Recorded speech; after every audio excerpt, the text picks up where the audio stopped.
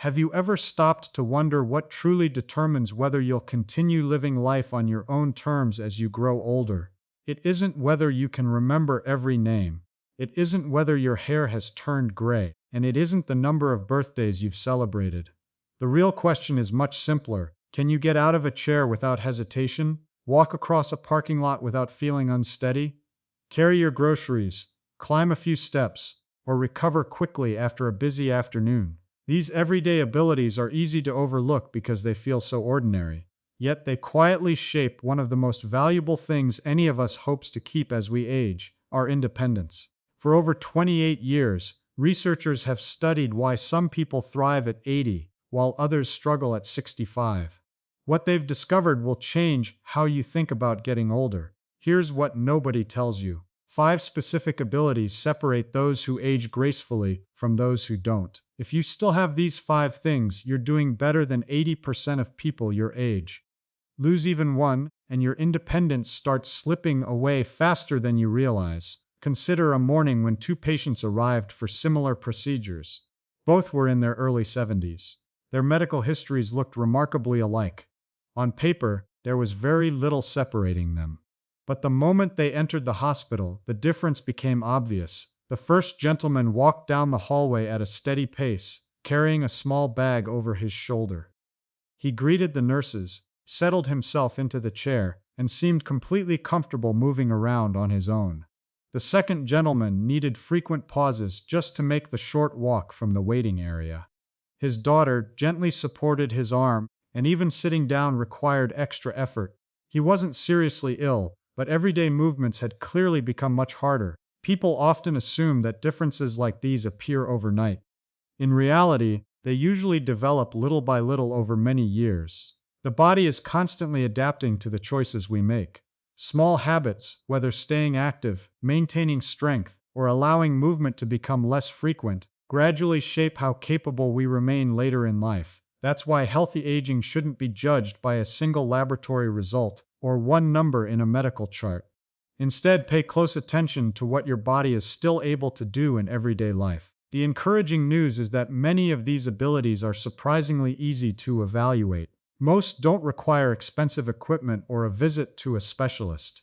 You can test yourself right now, in your living room, with nothing more than your own body. But before we explore the 5 abilities that matter most, let's talk about what's actually happening inside your body as you age. After 60, several things change quietly.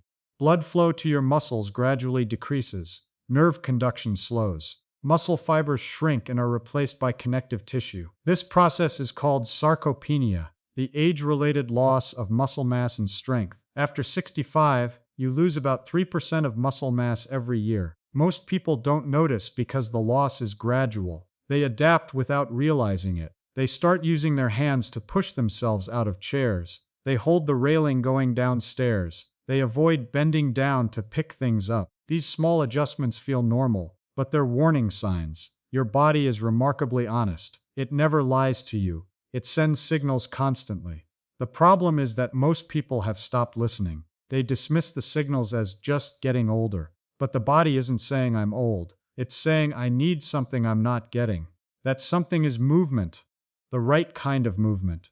Challenging movement. Movement that demands strength, flexibility, coordination, and balance all at once. Your body doesn't lie. It's been sending signals for years. Most people just stopped listening. Now, let me be very clear about what this video is and what it is not. This is not going to tell you that aging is a myth and you can stay 30 forever. That's not true. This is not going to tell you that you need to run marathons or lift heavy weights. That's not necessary. And this is not going to tell you that your genes determine everything. That's also not true. The truth sits in between. Your body will change as you age.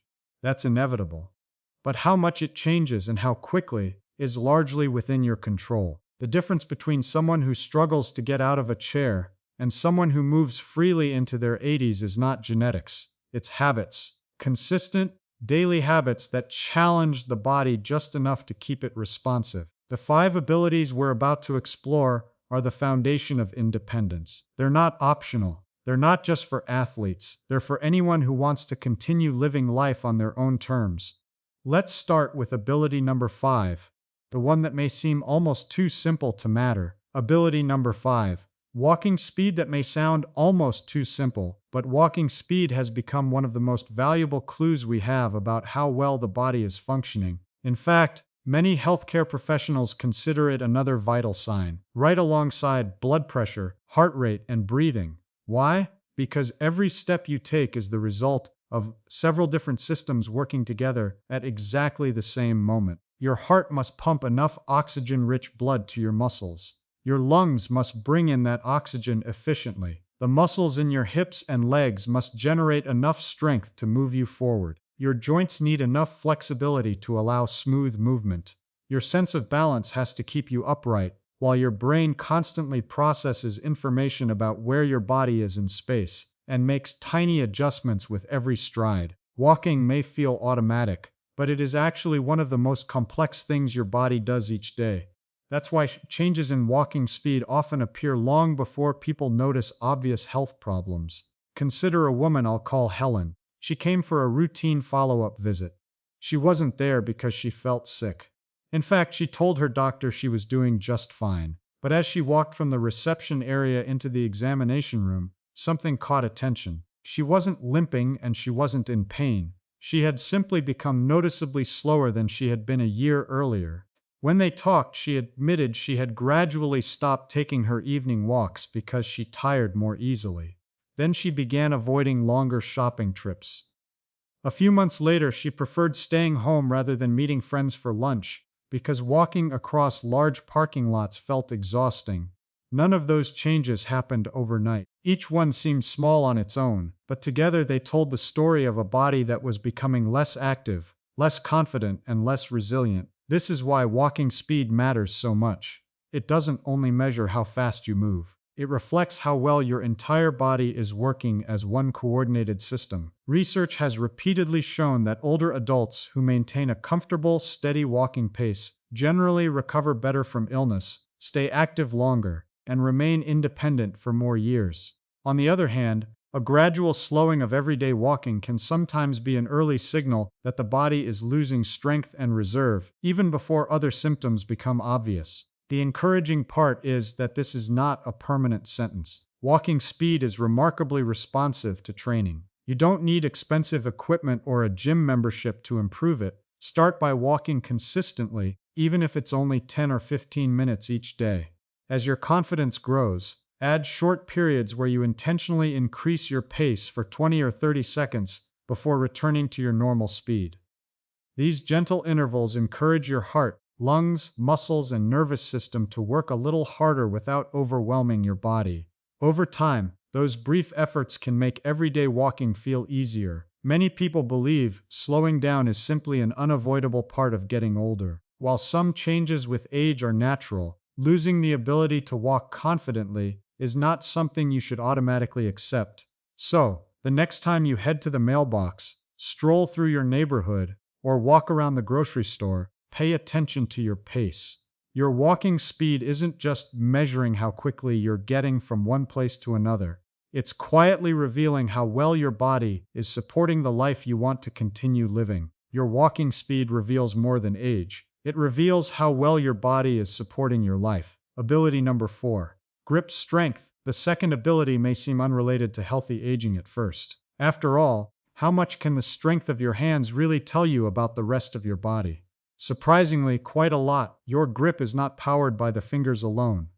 When you hold a shopping bag, open a tightly sealed jar, carry a suitcase, or steady yourself on a handrail, muscles throughout your hands, wrists, arms, shoulders, and upper body work together. Your nervous system must also send clear signals so those muscles can produce the right amount of force. For this reason, grip strength is often viewed as a simple reflection of overall muscle condition. It gives healthcare professionals a useful glimpse into how much physical reserve a person still has available. Physical reserve is the extra capacity your body can call upon when life becomes demanding. You rely on it when recovering from an illness, getting through a difficult week, standing up after a stumble, or rebuilding strength after spending several days in bed. A person may feel perfectly healthy during an ordinary day. Yet, limited reserve often becomes noticeable when something unexpected happens. Consider a retired teacher we'll call Walter. He had always considered himself fairly active. He drove, cooked his own meals, and handled most daily tasks without assistance. But after a short hospital stay, he was surprised by how difficult ordinary activities had become. He struggled to twist open a bottle of water. Carrying a small bag from one room to another tired his arms. Even pulling himself up from a chair using the armrests felt harder than he expected. Walter assumed the weakness had appeared suddenly because of his illness. But when he spoke more closely with his care team, he realized there had been quieter signs for some time.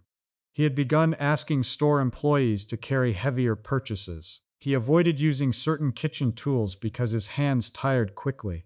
He had also stopped doing small repair projects around the house because gripping a screwdriver had become uncomfortable. The hospital stay did not create the entire problem. It simply revealed how much strength had already been lost. This is one reason grip strength matters. Lower grip strength has been associated with reduced overall muscle strength, a greater chance of falling, and more difficulty recovering after illness or surgery. It can also make everyday independence more fragile because so many daily tasks require us to grasp, carry, pull, push, or stabilize ourselves. But this ability is not fixed. Muscles can respond to regular training well into later life, and improving grip strength does not require extreme exercise. You can begin with ordinary movements. Carry a light grocery bag in each hand for a short distance. Gently squeeze a soft ball several times. Use a resistance band for pulling exercises, or hold a light weight while keeping your wrists steady. Even gardening, folding thicker towels, or safely moving household items can challenge the muscles involved in gripping. The key is consistency rather than intensity. 2 or 3 short strength sessions each week can be more helpful than one exhausting workout followed by several weeks of inactivity. Begin with a level that feels controlled. Avoid holding your breath, and stop if you feel sharp pain or unusual discomfort. It is also important to train more than the hands. Exercises for the arms, shoulders, back, and legs help create the full body strength that grip strength often represents. The goal is not simply to squeeze harder. It is to build a body that can handle daily demands with less effort. Ability number 3, cardiopulmonary fitness. This simply means how well your heart and lungs work together to supply oxygen to your body during movement. It affects whether you can walk around the neighborhood comfortably, climb a flight of stairs, carry groceries into the house, or spend time outdoors without needing frequent breaks. You may have strong legs, but those muscles still need oxygen to keep working. Every time you breathe in, your lungs bring oxygen into your body. Your heart then pumps oxygen-rich blood through your blood vessels and delivers it to your muscles. Those muscles use the oxygen to produce the energy that allows you to move. When this system works efficiently, everyday activities require less effort. When it becomes weaker, even simple tasks can leave you feeling unusually tired or short of breath. One way researchers measure this ability is through something called VO2 max. The name may sound complicated, but the idea is simple. VO2 max reflects how much oxygen your body can take in, transport, and use during physical activity. It does not measure only your lungs or only your heart. It gives a broader picture of how your heart, lungs, blood vessels, and muscles are working together. This is why cardiopulmonary fitness can reveal so much about how well the body is aging. Consider a man we'll call Daniel. He was 73 and still lived independently. He cooked for himself, drove to the store, and enjoyed taking care of the plants in his backyard. But over the previous year, he had started sitting down halfway through his gardening. Walking up the stairs required a pause at the top. When his family invited him on longer outings, he often declined because he worried he would slow everyone down. Daniel assumed this was simply a normal part of getting older. But what he was experiencing was not only about age. His daily movement had gradually decreased, and his heart and lungs were no longer being challenged the way they once had been. He began with a simple plan. 3 days a week, he walked at a comfortable pace for 10 minutes. As that became easier, he increased the time. Later, he added short periods of faster walking, followed by slower recovery. Several months later, Daniel noticed that he could spend more time in the yard without sitting down. He could climb the stairs with less effort, and he began joining his family on weekend outings again. His life had not changed because he became an athlete. It changed because his body became better at delivering and using oxygen. This ability is important for another reason. Stronger cardiopulmonary fitness gives the body more reserve. When something unexpected happens during an illness, infection, or surgery, the body has to work harder than usual. A heart and lung system that is already well conditioned is often better prepared to handle that additional demand. This does not mean good fitness guarantees perfect health, but it can give your body more capacity to recover and return to normal activities. The encouraging news is that cardiopulmonary fitness can improve at almost any age. You do not need to run, lift heavy weights, or join an intense exercise class. Brisk walking, cycling, swimming, dancing, or any activity that gently raises your heart rate can help. The best activity is usually the one you can perform safely and continue regularly. Start with a pace that allows you to breathe faster while still being able to speak in short sentences. Over time, gradually increase the duration or add brief periods of slightly faster movement. Consistency matters more than intensity. A moderate walk repeated several times each week can be more valuable than one exhausting workout followed by a long period of inactivity. It is also important to listen to your body. If you experience chest discomfort, severe shortness of breath, dizziness, or unusual weakness, stop and speak with a healthcare professional before continuing. Ability number 2. Balance. When older patients are asked what they fear most about aging, very few mention wrinkles or gray hair. Many do not even mention illness. Instead, they quietly say, "I'm afraid of falling." That fear is understandable because a fall is not simply an accident. For many older adults, it can become the event that changes everything. Someone who is living independently may suddenly need help getting dressed, preparing meals, or walking across the room. Confidence begins to disappear. Daily routines become smaller, and activities that once brought joy are avoided because they no longer feel safe. In many cases, it is not only the injury that changes a person's life, it is the loss of confidence that follows. This is why balance deserves far more attention than it often receives. Many people imagine balance as something controlled only by the legs, but your body actually relies on several different systems working together every second you are standing. Your inner ear constantly detects changes in the position of your head and helps to remain upright. Your eyes provide information about your surroundings, allowing your brain to understand where your body is in relation to the world around you. At the same time, the nerves in your feet sense the ground beneath you and respond to changes in the surface. Your muscles make hundreds of tiny corrections without you noticing them. While your brain receives all this information, processes it within fractions of a second, and sends instructions back to the body, standing still may appear effortless. But behind the scenes, your body is performing an extraordinary amount of work. Consider a patient we'll call Margaret. She had just celebrated her 78th birthday. She had not experienced a serious fall, but several weeks earlier, she stumbled while stepping off a curb. She caught herself before hitting the ground, so she assumed everything was fine. But something had changed. Margaret stopped walking to the neighborhood cafe and began avoiding busy sidewalks. Inside her home, she started holding on to furniture as she moved from one room to another, even though she had never needed to do that before. When asked why, her answer was simple: "I don't trust my balance anymore." Physically, she had recovered from the stumble. Emotionally, she had not. Over time, she became less active, and that lack of movement caused her balance to weaken even further. It became a cycle that many older adults experience without realizing it. They move less because they are afraid of falling, but moving less gradually makes them even less stable. Fortunately, balance is a skill that can often be improved. Like strength and endurance, it responds to regular practice. One of the simplest exercises is standing on one leg while keeping a sturdy chair or countertop within reach. At first, you may only manage a few seconds, and that is perfectly normal. With patience and consistent practice, those few seconds can gradually become longer. Tai Chi is another excellent option. Its slow and controlled movements can improve coordination, strengthen the muscles that stabilize the body, and teach the brain to respond more effectively when your position changes. Gentle weight shifts, heel-to-toe walking, and practicing safe changes in direction can also make a meaningful difference. One habit worth developing is checking how long you can comfortably stand on one leg. Always perform this test beside a sturdy surface and have someone nearby if you are uncertain about your stability.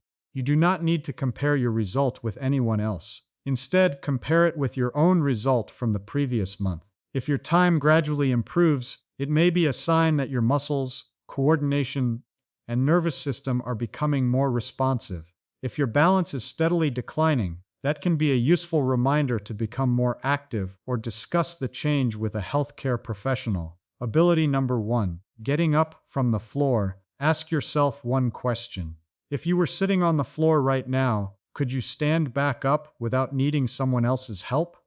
Many people never think about this until they actually find themselves in that situation. But the ability to rise from the floor is something healthcare professionals pay close attention to because it requires your entire body to work together. Standing up from the floor is far more demanding than standing up from a chair. Your legs must generate enough strength to lift your body. Your core muscles stabilize your spine as you shift your weight. Your hips, knees, and ankles need enough flexibility to move through a wide range of motion. Your sense of balance keeps you steady while your brain coordinates every movement in the correct sequence. If even one of those abilities becomes weaker, getting up can suddenly feel much more difficult.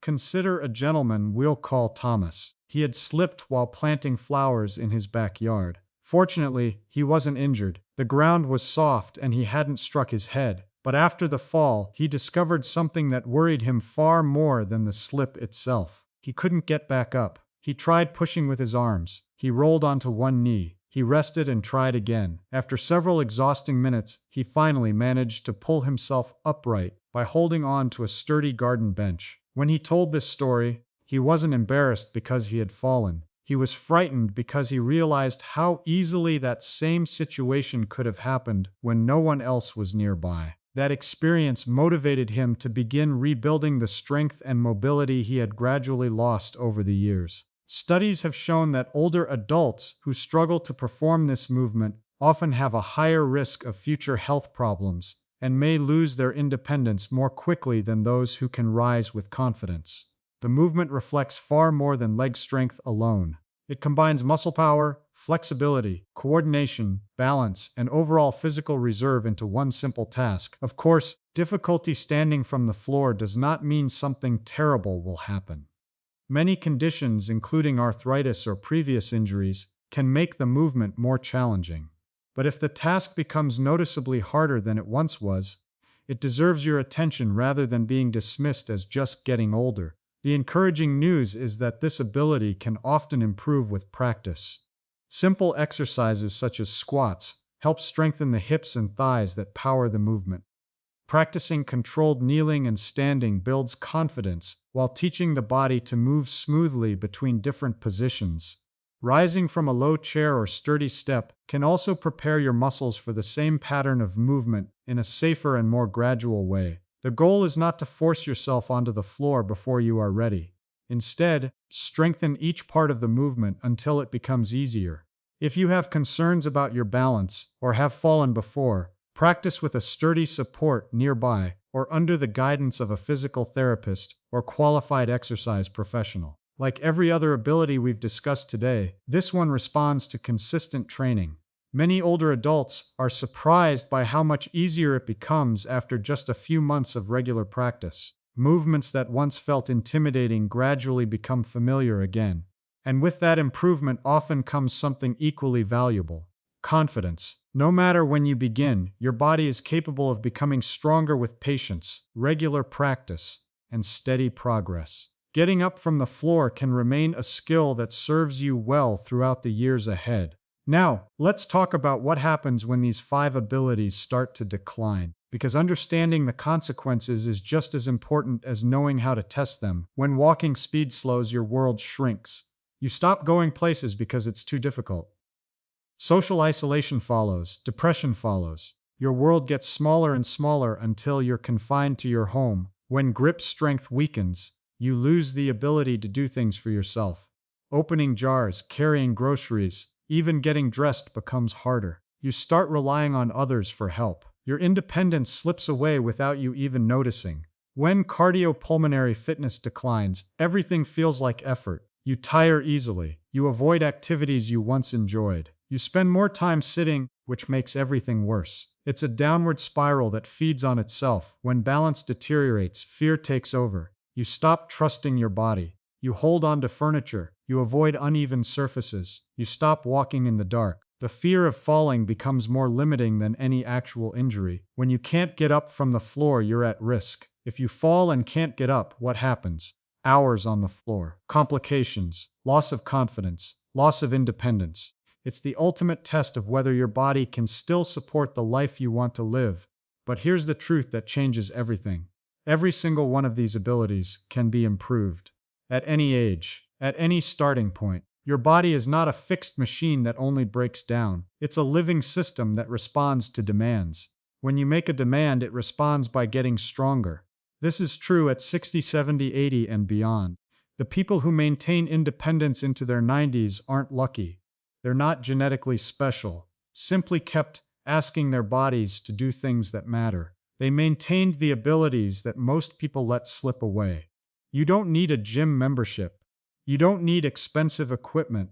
You need awareness of what you're losing and commitment to keeping it. 5 minutes daily practicing these movements will do more for your longevity than any supplement or medication. Start where you are. If you can only walk backward 3 steps, make it 4 tomorrow. If your fingers only reach your knees when bending forward, that's your starting point. If you can balance for 8 seconds, try for 9. Progress isn't about comparing yourself to others. It's about being slightly more capable next month than you are today. The key is consistency, not intensity. Your muscles will rebuild if you give them a reason to.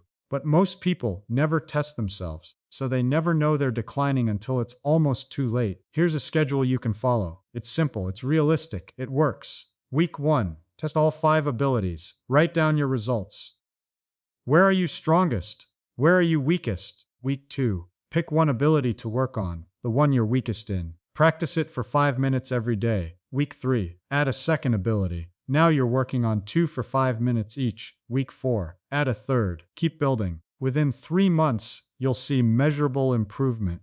Within 6 months, you may regain abilities you thought were gone forever. The sad cases are not the ones with the worst abilities. They're the ones who had given up. They believed the myth. They decided it was too late, so they stopped trying. And the stopping is what did the damage. The body took them at their word. It is not too late for you. As long as you're breathing, your body can still respond. It's not about being perfect. It's about being better than you were yesterday. Check yourself against these 5 abilities monthly.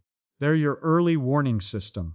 When one starts declining, you know exactly where to focus attention. Don't wait until you've fallen to realize your balance needed work. Don't wait until you're stuck on the floor to wish you'd practiced getting up. Your independence in 10 years is being determined by what you do today, not what you did when you were younger. What you do today, your body is remarkably honest. It never lies to you. It sends signals constantly. The problem is that most people have stopped listening. They dismiss the signals as just getting older. But the body isn't saying, I'm old. It's saying, I need something I'm not getting. The 5 abilities we've explored are the language your body uses to tell you how it's really doing. Walking speed, grip strength, cardiopulmonary fitness, balance, and the ability to rise from the floor. Each one is a window into your physical reserve. Each one is a measure of your independence. Each one can be strengthened with consistent practice. You now know the 5 markers that matter most. The question isn't whether you have them today. The question is what you're going to do about them tomorrow. Thousands of people between 65 and 85 have been tested. The ones still thriving aren't the ones who had the easiest lives or the best genetics. They're the ones who stayed honest about their abilities and worked on them before crisis forced the issue. Start today. Test yourself. Write down your results. Pick one ability to work on. Practice for 5 minutes every day. Test yourself again in a month. You don't need to improve everything at once. Choose one ability and begin with a small, realistic step today. A few extra minutes of walking, a simple balance exercise, or practicing how to rise safely from a low chair can become the beginning of meaningful change. Your independence in 10 years is being determined by what you do today, not what you did when you were younger, not what you plan to do eventually. what you actually do today and tomorrow and the day after that. These 5 abilities are your foundation. Everything else in your life depends on them staying strong. If this changed how you think about aging, do 2 things for me before you go. First, share this with someone over 60 that you care about. Someone who might not know that these abilities can be measured, maintained, and improved. You could be handing them the key to years of independence they thought was slipping away. Second, subscribe to Winds of Thought for more science that rewires how you age. Because next week, we're covering something that connects directly to everything we talked about today. The 3 simple exercises that rebuild the abilities we've discussed faster than most people think possible. You are not too old. It is not too late, and your body is not done. It's waiting for you to ask it to work. If this gave you hope and a plan, hit that like button and subscribe to Winds of Thought for more science that rewires how you age.